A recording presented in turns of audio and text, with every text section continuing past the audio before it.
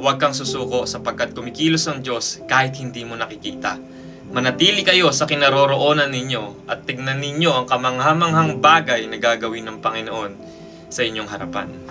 Well, pag binasa niyo po yung context niyan, yung mga Israel po, naghahanap sila ng king kasi gusto nila magaya sa ibang nation. So meaning po, parang nireject na rin nila yung kingship ni Lord. Yet in His mercy, inalaw pa rin ng Diyos na maging hari si Saul. Kaya kapag binasa niyo po yung verse 12, si Prophet Samuel, which is yung nireject nila, niremind sila na ang tunay na hari nila ay ang Diyos. Kaya yung request nila na gusto nila ng hari, nagdedemand sila ng hari para maging katulad sila ng ibang nation, parang nire-reject na rin nila yung rule ng Diyos. Pero kahit matigas ang ulo nila, ang Diyos willing pa rin to bless and protect them. Kaya sa verse na yan, niremind sila ni Samuel na stop, be silent, and watch what God is about to do. Naremind lang ako ng verse na to kasi sa buhay natin, di ba, may mga bagay na hindi natin control. Minsan, pinipilit natin yung mga sitwasyon. Sinusolusyonan natin gamit ang sarili nating kakayanan, sarili nating plano. Pero minsan, kailangan lang nating tumahimik, mag-surrender at magtiwala sa Diyos. Kaya sabi dyan sa verse na yan, tumayo ka, manahimik ka at panoorin mo ko. At marami tayong makikita ang example sa Bible, di ba? He is the God of impossible.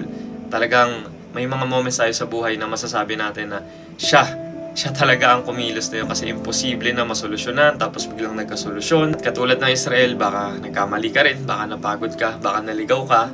Pero sabi ng Diyos, tignan mo at may gagawin ako. Kasi hindi kumikilos ang Diyos dahil perfect ka, dahil perfect ako. Hindi tayo perfecto.